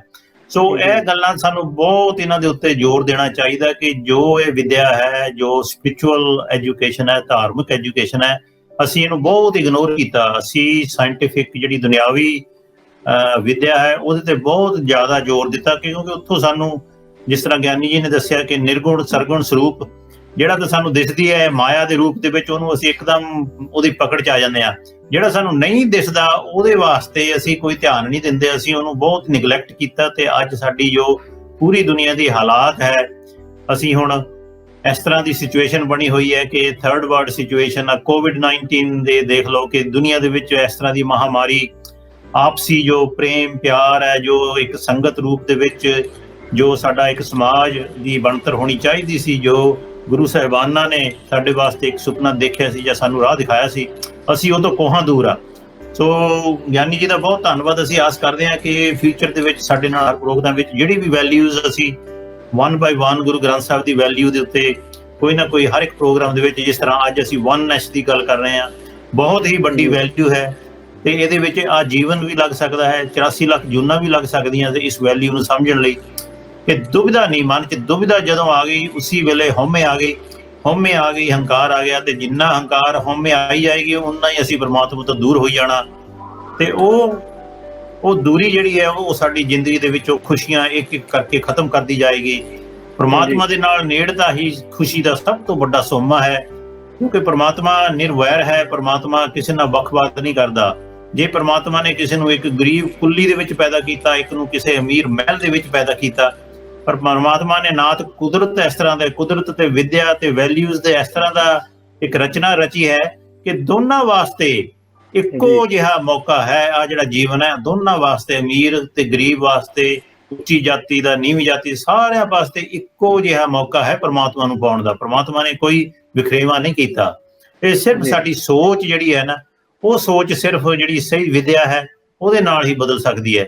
ਸੋ ਇਹ ਅੱਜ ਦਾ ਜਿਹੜਾ ਵਨਨੈਸ ਦਾ ਮੈਸੇਜ ਅਸੀਂ ਸੰਗਤਾਂ ਨੂੰ ਬੇਨਤੀ ਕਰਦੇ ਹਾਂ ਕਿ ਜਿਹੜਾ ਰੀਬੂਟ ਪੰਜਾਬ ਹੈ, ਇਸ ਵੇਲੇ ਪੰਜਾਬ ਦੀ ਜੋ ਹਾਲਾਤ ਹੈ, ਕਿਉਂਕਿ ਕਲਗੀਧਰ ਟਰਸਟ ਦੇ ਜਿਹੜੇ ਸਾਡੇ ਪ੍ਰੈਜ਼ੀਡੈਂਟ ਬਾਬਾ ਇਕਬਾਲ ਸਿੰਘ ਜੀ, ਉਹਨਾਂ ਦਾ ਤਾਂ ਬੜਾ ਸਿੱਧਾ ਹੈ ਕਿ ਅਸੀਂ ਜੇ ਅਮੀਰ ਦਾ ਬੱਚਾ ਗੁਰਸਿੱਖ ਬਣਾਤਾ ਜਾਂ ਗਰੀਬ ਦਾ ਬਣਾਤਾ ਇੱਕੋ ਹੀ ਗੱਲ ਹੈ, ਕੋਈ ਵੱਡੀ ਗੱਲ ਨਹੀਂ। ਸੋ ਅਸੀਂ ਇਹ ਨਹੀਂ ਚਾਹੁੰਦੇ ਵੀ ਅਸੀਂ ਇਕੱਲਾ ਉੱਥੇ ਦੇ ਸਕੂਲਾਂ ਦੀ ਗੱਲ ਕਰਦੇ ਹਾਂ। ਇੱਥੇ ਇੰਗਲੈਂਡ ਦੇ ਸਕੂਲਾਂ ਦੇ ਵਿੱਚ ਵੀ, ਜੇ ਸਾਡੇ ਸਕੂਲਾਂ 'ਚ ਹੁਣ ਤਾਂ ਬੜੀ ਕਿਰਪਾ ਵਾਹਿਗੁਰੂ ਦੀ, ਇੱਥੇ 20 ਦੇ ਆਸ-ਪਾਸ ਸਿੱਖ ਫੇਥ ਸਕੂਲ ਹੋ ਗਏ, ਜਿਨ੍ਹਾਂ ਦਾ ਕਿ ਖਰਚਾ ਸਾਰਾ ਸਰਕਾਰ ਦਿੰਦੀ ਹੈ। ਫਿਰ ਵੀ ਉਹਨਾਂ ਦੇ ਵਿੱਚ ਜੋ ਗੁਰਮਤ ਦਾ ਸਾਡਾ ਏਜੰਡਾ ਹੋਣਾ ਚਾਹੀਦਾ, ਜੋ ਗੁਰਮਤ ਦੀ ਸਿੱਖਿਆ ਹੋਣੀ ਚਾਹੀਦੀ ਹੈ, ਉਸ ਲੈਵਲ ਦੀ ਉਹ ਸਿੱਖਿਆ ਅਸੀਂ ਨਹੀਂ ਦੇ ਰਹੇ ਇੱਥੇ ਵੀ। ਸੋ ਅਸੀਂ ਜੇ ਸਕੂਲਾਂ 'ਚ ਥੋੜ੍ਹੀ ਬਹੁਤ ਕਮੀ ਹੈ ਤੇ ਆਪਣੇ ਗੁਰੂ ਘਰਾਂ ਦੇ ਵਿੱਚ ਸਪੈਸ਼ਲ ਕਲਾਸਾਂ ਲਾ ਕੇ ਇਹ ਜਿਹੜੀ ਵੈਲਿਊ ਬੇਸਡ ਐਜੂਕੇਸ਼ਨ ਹੈ, ਹੁਣ ਭਾਵੇਂ ਕਲਗੀਧਰ ਦੇ ਸਕੂਲ ਨੇ ਉਹਨਾਂ ਦੇ ਚਲੋ ਐਨਵਾਇਰਨਮੈਂਟ ਹੀ ਅਲੱਗ ਹੈ, ਇੱਥੇ ਜੇ ਅਸੀਂ ਦਿਨ ਵਿੱਚੋਂ 24 ਘੰਟਿਆਂ 'ਚੋਂ 1 ਘੰਟਾ ਵੀ ਇਸ ਪਾਸੇ ਲਾਈਏ ਤਾਂ ਮੈਨੂੰ ਪੂਰੀ ਆਸ ਹੈ ਕਿ ਇਸ ਵਿਦਿਆ ਦੇ ਵਿੱਚ ਇੰਨੀ ਤਾਕਤ ਹੈ ਕਿ ਇਹ ਹਮੇਸ਼ਾ ਬੱਚਿਆਂ ਨੂੰ ਆਪਣੇ ਵੱਲ ਖਿੱਚੇਗੀ, ਸਾਰੀ ਸੰਗਤਾਂ ਨੂੰ ਵੀ ਖਿੱਚੇਗੀ, ਤੇ ਇਸ ਵਿਦਿਆ ਦੀ ਅੱਜ ਕੱਲ੍ਹ ਦੇ ਸਮਾਜ ਦੇ ਵਿੱਚ ਬਹੁਤ ਹੀ ਜ਼ਿਆਦਾ ਜ਼ਰੂਰਤ ਹੈ। ਜੀ ਬਿਲਕੁਲ ਜੀ, ਟਰੋਲ ਸਾਹਿਬ ਬਹੁਤ ਬਹੁਤ ਧੰਨਵਾਦ ਤੁਹਾਡਾ। ਸੋ ਆਓ ਅਸੀਂ ਨਾਲ ਦੀ ਨਾਲ ਧੰਨਵਾਦ ਕਰਦੇ ਉਹਨਾਂ ਦਾ ਵੀ ਚੱਲੀਏ ਜਿਨ੍ਹਾਂ ਨੇ ਸਪੋਂਸਰਸ਼ਿਪ ਕੀਤੀਆਂ, ਜੋ ਡੋਨਰ ਹੈਗੇ ਆ ਸਾਡੇ ਇਸ ਸ਼ੋਅ ਨੂੰ ਸਪੋਰਟ ਕਰਦੇ ਹੈਗੇ ਆ, ਜੋ ਹੈ ਇਹਨਾਂ ਦਾ ਧੰਨਵਾਦ ਕਰਦੇ ਆ ਕਿ ਇਹਨਾਂ ਨੇ ਤੁਹਾਡੀ ਜਿਸ ਤਰ੍ਹਾਂ ਤੁਸੀਂ ਅਪੀਲ ਕਰਦੇ ਹੋ ਸੋ ਉਹਨੂੰ ਦਿੱਤਾ ਹੈਗਾ, ਰਿਸਪੌਂਡ ਕੀਤਾ ਤੇ ਬੱਚਿਆਂ ਦੀਆਂ ਸਪੋਂਸਰਸ਼ਿਪਸ ਕੀਤੀਆਂ ਹੈਗੀਆਂ ਨੇ। ਸੋ ਨਾਲ ਦੀ ਨਾਲ ਮੈਂ ਗਿਆਨੀ ਜੀ ਨੂੰ ਇਹ ਰਿਕੁਐਸਟ ਕਰਨਾ ਚਾਹਾਂਗਾ, ਗਿਆਨੀ ਜੀ ਤੁਸੀਂ ਅਖੀਰ ਦੇ ਵਿੱਚ 2 ਮਿੰਟਾਂ ਦੇ ਵਿੱਚ ਤੁਸੀਂ ਅੱਜ ਦੇ ਵਨਨੈਸ ਦੇ ਮੈਸੇਜ ਨੂੰ ਤੁਸੀਂ ਕੀ ਦੁਬਾਰਾ ਸਾਨੂੰ ਦ੍ਰਿੜ ਕਰਵਾਉਣਾ ਚਾਹੋਗੇ, ਕੀ ਆਖਰੀ ਮੈਸੇਜ ਦੇਣਾ ਚਾਹੋਗੇ ਸਾਡੀ ਸੰਗਤਾਂ ਨੂੰ? ਗੁਰਬਾਣੀ ਦੇ ਬਚਨ ਨੇ ਸੁਣਤ ਕਮਾਵਤ ਹੋਤ ਨਿਹਾਰ, ਜੋ ਕੁਝ ਸੁਣਿਆ ਉਸ ਨੂੰ ਪ੍ਰੈਕਟੀਕਲ ਕਰੋ, ਨਹੀਂ ਤਾਂ ਸੁਣੇ ਦਾ ਕੋਈ ਲਾਭ ਨਹੀਂ। ਜਿਨ੍ਹਾਂ ਨੇ ਸੁਣ ਲਿਆ ਤੇ ਕਮਾ ਲਿਆ ਉਹਨਾਂ ਦਾ ਜੀਵਨ ਨਿਹਾਲ ਹੁੰਦਾ ਹੈ, ਭਾਵ ਕਿ ਉਹ ਆਪਣੇ ਜੀਵਨ ਵਿੱਚ ਪਰਮ ਆਨੰਦ ਦੀ ਪ੍ਰਾਪਤੀ ਕਰਦੇ ਨੇ। ਇਸ ਕਰਕੇ ਬਾਣੀ ਨੂੰ ਜਿੱਥੇ ਆਪਾਂ ਪੜ੍ਹਨਾ ਹੈ ਉੱਥੇ ਆਪਣੇ ਜੀਵਨ ਵਿੱਚ ਉਤਾਰਨਾ ਹੈ, ਅਮਲੀ ਜਾਮਾ ਪਹਿਨਾਉਣਾ ਹੈ। ਵਿਸਰ ਗਈ ਸਭ ਤਾਤ ਪਰਾਈ, ਜਬ ਤੇ ਸਾਧ ਸੰਗਤ ਮੋਹਿ ਪਾਈ, ਨਾ ਕੋ ਬੈਰੀ ਨਹੀਂ ਬਗਾਨਾ, ਸਗਲ ਸੰਗ ਹਮ ਕੋ ਬਨਿਆਈ। ਇਸ ਢੰਗ ਦੇ ਨਾਲ ਪ੍ਰਮਾਤਮਾ ਦਾ ਇਹ ਜੋ ਪਰਿਵਾਰ ਹੈ, ਇਹ ਜੋ ਬੱਚੇ ਹੈ, ਇਹ ਮਖਲੂਕਾਤ ਹੈ, ਇਹਨਾਂ ਨੂੰ ਪ੍ਰੇਮ ਦੇ ਨਾਲ ਇੱਕ ਦੂਸਰੇ ਦੇ ਨਾਲ ਰਲ ਮਿਲ ਕੇ ਜਿਹੜਾ ਵੀ ਕੰਮ ਕਰਨਾ ਹੈ ਉਹ ਰਲ ਮਿਲ ਕੇ ਕਰਨਾ ਚਾਹੀਦਾ ਹੈ। ਮਨ ਵਿੱਚੋਂ ਜੋ ਈਰਖਾ ਤੇ ਨਫ਼ਰਤ ਹੈ, ਵਿਕਾਰ, ਇਹ ਗਵਾ ਦੇਣੇ ਚਾਹੀਦੇ ਨੇ, ਆਪਣੇ ਅੰਦਰ ਪ੍ਰੇਮ ਭਰਨਾ ਚਾਹੀਦਾ ਹੈ, ਫਿਰ ਸਭ ਪਾਸੇ ਪ੍ਰਮਾਤਮਾ ਹੀ ਪ੍ਰਮਾਤਮਾ ਨਜ਼ਰ ਆਵੇਗਾ। ਜੀ ਜੀ ਗਿਆਨੀ ਜੀ ਬਹੁਤ ਬਹੁਤ ਸ਼ੁਕਰੀਆ ਜੀ, ਤੁਹਾਡਾ ਧੰਨਵਾਦ ਇੰਨੇ ਵੱਡੇ ਵਿਚਾਰ ਸਾਡੀ ਸੰਗਤਾਂ ਦੇ ਨਾਲ ਤੇ ਸਾਨੂੰ ਇੰਨਾ ਗਿਆਨ ਦੇਣ ਦੇ ਲਈ। ਅਟਵਾਲ ਸਾਹਿਬ, ਗਿਆਨੀ ਜੀ ਨੇ ਫਿਰ ਇੱਕ ਵਾਰ ਉਹੀ ਗੱਲ ਕਹੀ ਹੈ, ਜਿਸ ਤਰ੍ਹਾਂ ਤੁਸੀਂ ਜਿਹੜੀ ਵਨਨੈਸ ਦੀ ਵੈਲਿਊ ਦੀ ਗੱਲ ਕਰਦੇ ਆ, ਅਸੀਂ ਪਿਛਲੇ ਲਾ ਲਓ ਵੀ ਨੀਅਰਲੀ 40-50 ਐਪੀਸੋਡ ਦੇ ਵਿੱਚ ਐਜੂਕੇਸ਼ਨ ਤੇ ਜ਼ੋਰ ਦਿੱਤਾ, ਹੁਣ ਅਸੀਂ ਵੈਲਿਊਜ਼ ਤੇ ਸ਼ੁਰੂ ਕੀਤਾ ਆ। ਕੋਸ਼ਿਸ਼ ਕਰਾਂਗੇ ਜਿੰਨੇ ਵੀ ਐਪੀਸੋਡ ਇੱਥੇ ਨਾਲ ਦੀ ਨਾਲ ਪੈਰਲਲ ਚਲਾ ਸਕੀਏ। ਸੋ ਐਂਡ ਦੇ ਵਿੱਚ ਤੁਸੀਂ ਸ਼ਾਰਟ ਦੇ ਵਿੱਚ ਕੀ ਅਪੀਲ ਕਰਨਾ ਚਾਹੋਗੇ ਜੀ ਸਾਡੀ ਸੰਗਤਾਂ ਨੂੰ? ਹਾਂਜੀ, ਮੈਂ ਤੇ ਸੰਗਤਾਂ ਅੱਗੇ ਹੱਥ ਜੋੜ ਕੇ ਹਰ ਪ੍ਰੋਗਰਾਮ ਦੀ ਤਰ੍ਹਾਂ ਅੱਜ ਵੀ ਅਪੀਲ ਹੈ ਕਿ ਪੰਜਾਬ ਦੇ ਵਿੱਚ ਜੋ ਅਸੀਂ ਇਹਨਾਂ ਸਕੂਲਾਂ ਵਾਸਤੇ ਰੀਬੂਟ ਪੰਜਾਬ ਦੀ ਅਪੀਲ ਕਰਦੇ ਹਾਂ ਕਿ ਬਹੁਤ ਹੀ ਇਸ ਤਰ੍ਹਾਂ ਦੇ ਕਿਸਾਨ ਪਰਿਵਾਰ, ਖਾਸ ਕਰਕੇ ਕਿਸਾਨ ਪਰਿਵਾਰਾਂ ਦੇ ਬੱਚੇ ਹਨ, ਕਿਉਂਕਿ ਮੋਸਟ ਆਫ ਅਕੈਡਮੀਜ਼ ਜਿਹੜੀਆਂ ਉਹ ਪਿੰਡਾਂ ਦੇ ਵਿੱਚ ਹਨ ਤੇ ਉਹਨਾਂ ਦੀ ਇਨਕਮ ਇੰਨੀ ਨਹੀਂ ਹੈ ਕਿ ਉਹ ਜਿਹੜੀ ਫੀਸ ਹੈ, ਜੋ ਐਜੂਕੇਸ਼ਨ ਦੀ ਅੱਜ ਕਾਸਟ ਹੈ, ਟੀਚਰਾਂ ਦੀ ਕਾਸਟ ਹੈ, ਯੂਨੀਫਾਰਮ ਹੈ, ਸਟੇਸ਼ਨਰੀ ਹੈ, ਟਰਾਂਸਪੋਰਟ ਹੈ, ਇਹ ਕਾਸਟ ਨੂੰ ਉਹਨਾਂ ਦੀ ਫੈਮਿਲੀ ਨਹੀਂ ਸਪੋਰਟ ਕਰਦੀ ਤੇ ਗਵਰਨਮੈਂਟ ਵੱਲੋਂ ਕੋਈ ਸਪੋਰਟ ਨਹੀਂ ਹੈ। ਤੇ ਜਿਹੜੇ ਗਵਰਨਮੈਂਟ ਸਕੂਲਸ ਹੈ ਉਹਨਾਂ ਦਾ ਐਜੂਕੇਸ਼ਨ ਸਟੈਂਡਰਡ ਬਿਲਕੁਲ ਨਾ ਹੋਇਆ ਜ਼ੀਰੋ ਦੇ ਬਰਾਬਰ ਹੈ। ਸੋ ਇਹ ਬਹੁਤ ਵੱਡਾ ਉਪਰਾਲਾ ਕਲਗੀਧਰ ਟਰੱਸਟ ਨੇ, ਜਿਹੜੀਆਂ 130 ਅਕੈਡਮੀਆਂ ਵੈਸੇ ਜਿੰਨੀਆਂ ਪੰਜਾਬ 'ਚ 100 ਦੇ ਆਸ-ਪਾਸ ਨੇ, ਫਿਰ ਵੀ ਉਹ ਅੱਧਾ ਪੰਜਾਬ ਕਵਰ ਕਰਦੀਆਂ, ਪਰ ਬੱਚੇ ਕਈ ਵਾਰ 20-20, 25-25, 50-50 ਕਿਲੋਮੀਟਰ ਤੋਂ ਚੱਲ ਕੇ ਆਉਂਦੇ ਨੇ। ਟਰਾਂਸਪੋਰਟ ਸਿਸਟਮ ਉਹਨਾਂ ਦਾ ਜੋ ਹੈ, ਸੋ ਟੀਚਾ ਤਾਂ ਬਹੁਤ ਵੱਡਾ ਹੈ ਕਿ ਜੇ ਇਸੀ ਪੈਟਰਨ ਦੇ ਉੱਤੇ 500 ਸਕੂਲ ਹੋ ਜਾਏ ਤੇ ਬਹੁਤ ਹੀ ਵਧੀਆ ਜਿਹੜਾ ਗੁਰਬਾਣੀ ਦਾ ਪ੍ਰਚਾਰ ਹੋਣਾ ਚਾਹੀਦਾ ਹੈ, ਜੋ ਕਿ ਬਚਪਨ ਤੋਂ ਹੋਣਾ ਚਾਹੀਦਾ ਹੈ, ਉਹ ਬਿਲਕੁਲ ਪ੍ਰੈਕਟੀਕਲ ਰੂਪ ਦੇ ਵਿੱਚ ਸਾਹਮਣੇ ਆ ਜਾਏਗਾ। ਪਰ ਇੱਕ ਕਲਗੀਧਰ ਟਰੱਸਟ ਤੋਂ ਛੁੱਟ ਬਾਕੀ ਹੋਰ ਮੈਨੂੰ ਕੋਈ ਇਸ ਤਰ੍ਹਾਂ ਦੇ ਬਹੁਤ ਹੀ ਘੱਟ ਸਕੂਲ ਨੇ ਜਿਹੜੇ ਇਸ ਪੈਟਰਨ ਦੇ ਉੱਤੇ ਕੰਮ ਕਰ ਰਹੇ ਨੇ, ਕਿਉਂਕਿ ਇਹਨੇ ਬਹੁਤ ਹੀ ਸਖਤ ਪਹਿਰਾ ਦਿੱਤਾ ਹੈ ਸਿੱਖ ਵੈਲਿਊਜ਼ ਦੇ ਉੱਤੇ, ਨਿਤਨੇਮ ਦੇ ਉੱਤੇ, ਗੁਰਬਾਣੀ ਦੇ ਉੱਤੇ। ਸੋ ਸੰਗਤਾਂ ਅੱਗੇ ਇਹੋ ਹੀ ਅਪੀਲ ਹੈ ਕਿ ਇਹ ਬੱਚੇ ਜਿਹੜੇ ਫੀਸਾਂ ਨਹੀਂ ਦੇ ਸਕਦੇ, ਇਹ ਅਸੀਂ ਤੁਹਾਨੂੰ ਸਕਰੀਨ ਤੇ ਦਿਖਾਉਂਦੇ ਵੀ ਹਾਂ, ਅਸੀਂ ਕੋਸ਼ਿਸ਼ ਕਰਦੇ ਹਾਂ ਕਿ ਇਹਨਾਂ ਨੂੰ ਸਕੂਲਾਂ ਦੇ ਵਿੱਚ ਲੈ ਲਿਆ ਜਾਵੇ ਤੇ ਇਹਨਾਂ ਦਾ ਖਰਚਾ ਜੇ ਅਸੀਂ ਸਾਰੇ ਵੰਡ ਲਈਏ, ਇੱਕ ਬੱਚੇ ਦੀ ਪੜ੍ਹਾਈ ਦਾ ਅਸੀਂ ਜਿੰਮਾ ਲੈ ਲਈਏ, ਤਾਂ ਉਹ ਦਿਨ ਦੂਰ ਨਹੀਂ ਜਦੋਂ ਪੂਰੇ ਪੰਜਾਬ ਦੇ ਵਿੱਚ ਇਹ ਇਸੇ ਪੈਟਰਨ ਦਾ 500 ਸਕੂਲ ਸ਼ੁਰੂ ਹੋ ਜਾਏ, ਤਾਂ ਕਿ ਹਰ ਇੱਕ ਪਿੰਡ ਦਾ ਬੱਚਾ ਇਸ ਵਿੱਦਿਆ ਤੋਂ ਵਾਂਝਾ ਨਾ ਰਹੇ। ਕਿਉਂਕਿ ਇਸ ਵੇਲੇ ਤਾਂ ਉਹਨਾਂ ਕੋਲ ਚੋਇਸ ਹੀ ਹੈ ਨਹੀਂ ਕੋਈ, ਜੇ ਚੋਇਸ ਹੈ ਤੇ ਉਹਨਾਂ ਕੋਲ ਰਿਸੋਰਸ ਹੈ ਨਹੀਂ, ਤੇ ਜਿੰਨੀ ਸੰਸਥਾ ਆਪਣੇ ਵੱਲੋਂ ਬੱਚੇ ਫ੍ਰੀ ਪੜ੍ਹਾ ਸਕਦੀ ਉਹ ਆਲਰੇਡੀ ਉਹ ਪੜ੍ਹਾ ਰਹੇ ਨੇ ਜੀ। ਤੇ ਇਹ ਸਾਡੀ ਸੰਗਤਾਂ ਅੱਗੇ ਹੱਥ ਜੋੜ ਕੇ ਬੇਨਤੀ ਹੈ ਕਿ ਠੀਕ ਹੈ, ਅੱਜ ਤੱਕ ਹਰ ਇੱਕ ਪ੍ਰੋਗਰਾਮ ਦੇ ਵਿੱਚ ਸਾਡਾ ਰਿਸਪੌਂਸ ਸੰਗਤਾਂ ਨੇ ਬਿਲਕੁਲ ਸਾਡਾ ਮਾਣ ਰੱਖਿਆ ਹੈ। ਅਸੀਂ ਆਸ ਕਰਦੇ ਹਾਂ ਕਿ ਸਮੱਸਿਆ ਬਹੁਤ ਵੱਡੀ ਹੈ, ਬੱਚੇ ਬਹੁਤ ਜ਼ਿਆਦਾ ਨੇ ਜਿਹੜੇ ਕਿ ਵੇਟ ਕਰ ਰਹੇ ਨੇ। ਸੋ ਅਸੀਂ ਆਪ ਵੀ ਇਹਦੇ ਵਿੱਚ ਇਸ ਅਪੀਲ ਦੇ ਵਿੱਚ ਹਿੱਸਾ ਪਾਈਏ, ਘੱਟੋ ਘੱਟ ਇੱਕ ਬੱਚੇ ਦੀ ਵਿਦਿਆ ਦੀ ਅਸੀਂ ਜ਼ਿੰਮੇਵਾਰੀ ਲਈਏ ਸਕੂਲ ਲੈਵਲ ਦੀ, ਕਿਉਂਕਿ ਜਦੋਂ 13 ਸਾਲ ਸਕੂਲ ਦੇ ਵਿੱਚ ਬੱਚਾ ਇੱਕ ਗੁਰਬਾਣੀ ਦੇ ਨਾਲ ਜੁੜ ਜਾਂਦਾ ਹੈ, ਨਿਤਨੇਮੀ ਬਣ ਜਾਂਦਾ ਹੈ, ਸਿੱਖੀ ਸਰੂਪ ਦੇ ਵਿੱਚ ਰਹਿੰਦਾ ਹੈ, ਤਾਂ ਉਹਦੇ ਵਾਸਤੇ ਕੋਈ ਵੀ ਦੁਨੀਆ ਦੀ ਰੁਕਾਵਟ, ਜੋ ਉਹਦਾ ਪੋਟੈਂਸ਼ੀਅਲ ਹੈ, ਜੋ ਬਣਨਾ ਚਾਹੁੰਦਾ, ਤੇ ਉਹ ਅਸੀਂ ਦੇਖਿਆ ਹੈ ਕਿ ਜਦੋਂ ਗੁਰਬਾਣੀ ਦੇ ਨਾਲ ਜੁੜਦੇ ਹਨ ਤੇ ਦੁਨਿਆਵੀ ਵਿਦਿਆ ਦੇ ਵਿੱਚ ਵੀ ਉਹ ਬਾਕੀਆਂ ਦੇ ਨਾਲੋਂ ਬਿਲਕੁਲ ਸਿਖਰ ਦੇ ਨੰਬਰ ਲੈ ਕੇ ਆ ਰਹੇ ਨੇ। ਸੋ ਇਹ ਇੱਕ ਪੰਥ ਦੋ ਕਾਜ, ਇਹਦੇ ਵਿੱਚ ਹਰ ਪਾਸੇ ਵਿਨ ਸਿਚੁਏਸ਼ਨ ਹੈ। ਪਰ ਅਸੀਂ ਥੋੜਾ ਜਿਹਾ ਆਪਣਾ ਜਿਹੜਾ ਮਾਇਆ ਦਾ ਮੋਹ ਹੈ ਜਾਂ ਥੋੜਾ ਜਿਹਾ ਹੰਕਾਰ ਹੈ, ਅਸੀਂ ਕੀ ਲੈਣਾ, ਸਾਨੂੰ ਕੀ, ਸਾਡੀ ਸਮੱਸਿਆ ਨਹੀਂ, ਇਹ ਸਾਡੇ ਲਈ ਇੱਕ ਟੈਸਟ ਹੀ ਹੁੰਦੇ ਪ੍ਰਮਾਤਮਾ ਦੇ ਜਿਹੜੇ ਇਹੋ ਨਾ, ਤੇ ਇੱਕ ਸਾਡਾ ਵੀ ਇੱਕ ਟੈਸਟ ਹੀ ਇਹਦੇ ਵਿੱਚ ਕਿ ਭਾਈ ਅਸੀਂ ਤੁਹਾਨੂੰ ਅਪੀਲ ਕਰ ਰਹੇ ਹਾਂ, ਤੁਹਾਡੇ ਸਾਹਮਣੇ ਅਸੀਂ ਬੱਚੇ ਦਾ ਪਿੰਡ ਦੱਸ ਰਹੇ ਹਾਂ, ਸਕੂਲ ਦੱਸ ਰਹੇ ਹਾਂ, ਕਿਸ ਤਰ੍ਹਾਂ ਉਹਨਾਂ ਦੇ ਘਰ ਜਾ ਕੇ ਤੁਸੀਂ ਆਪ ਚੈੱਕ ਕਰ ਸਕਦੇ ਹੋ ਕਦੀ ਵੀ ਕਿ ਸਿਰਫ ਘਰ ਦੇ ਵਿੱਚ 2 ਟਾਈਮ ਦੀ ਰੋਟੀ ਨਹੀਂ ਮਿਲਦੀ ਤੇ ਉਹਨੇ ਵਿਦਿਆ ਕਿੱਥੋਂ ਕਰਾਉਣੀ ਹੈ। ਸੋ ਅਸੀਂ ਉਹਨਾਂ ਦਾ ਜੇ ਇੱਕ ਬੱਚੇ ਦੀ ਇਹੋ ਸਪਾਂਸਰਸ਼ਿਪ ਲੈ ਲਈਏ ਤਾਂ ਇਹ ਸਮਝ ਲਓ ਕਿ ਉਹਨਾਂ ਦੇ ਘਰਾਂ ਦੇ ਵਿੱਚੋਂ ਇਹ ਵਿਦਿਆ ਦਾ ਜਿਹੜਾ ਗਰੀਬੀ ਦਾ ਨਰਕ ਹੈ ਉਹ ਹਮੇਸ਼ਾ ਲਈ ਦੂਰ ਹੋ ਜਾਏਗਾ ਜੀ। ਬਿਲਕੁਲ, ਜਿਸ ਘਰ ਦੇ ਵਿੱਚ ਗੁਰਬਾਣੀ ਆ ਗਈ ਉਸ ਘਰ ਦੇ ਵਿੱਚ ਤਾਂ ਵੈਸੇ ਹੀ ਖੁਸ਼ਹਾਲੀ ਆ ਜਾਂਦੀ ਹੈ। ਮਾਂ-ਬਾਪ ਦੇਖਿਆ ਜਿੰਨੇ ਬੱਚੇ ਅਕੈਡਮੀਆਂ 'ਚ, ਉਹਨਾਂ ਦੇ ਮਾਂ-ਬਾਪ ਜਿਹੜੇ ਸ਼ਰਾਬਾਂ ਪੀਂਦੇ ਸੀ ਉਹਨਾਂ ਦੀਆਂ ਸ਼ਰਾਬਾਂ ਛੁੱਟ ਗਈਆਂ, ਕਿਰਤੀ ਹੋ ਗਏ, ਕਮਾਉਣ ਲੱਗ ਪਏ, ਘਰਾਂ 'ਚ ਖੁਸ਼ਹਾਲੀ ਆ ਗਈ।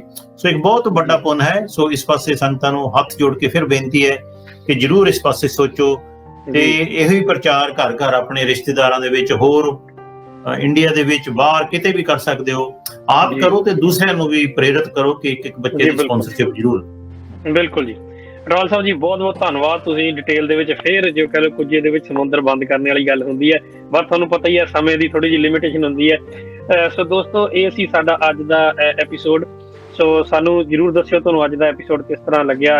ਗਿਆਨੀ ਜੀ ਤੇ ਅਟਵਾਲ ਸਾਹਿਬ ਦੀ ਜੋ ਗੱਲਾਂ ਨੇ, ਜੋ ਵਿਚਾਰ ਨੇ, ਉਹਨਾਂ ਤੇ ਜ਼ਰੂਰ ਤੁਸੀਂ ਵੀ ਅੱਗੇ ਫਰਦਰ ਵਿਚਾਰ ਕਰਿਓ, ਅਸੀਂ ਵੀ ਕਰਾਂਗੇ। ਸੋ ਜੀ ਅਗਲੇ ਐਪੀਸੋਡ ਦੇ ਵਿੱਚ ਫਿਰ ਹਾਜ਼ਰ ਹੋਵਾਂਗੇ, ਤੁਹਾਡੇ ਦਰਸ਼ਨ ਕਰਾਂਗੇ। ਉਦੋਂ ਤੱਕ ਦਿਓ ਇਜਾਜ਼ਤ। ਵਾਹਿਗੁਰੂ ਜੀ ਕਾ ਖਾਲਸਾ, ਵਾਹਿਗੁਰੂ ਜੀ ਕੀ ਫਤਿਹ।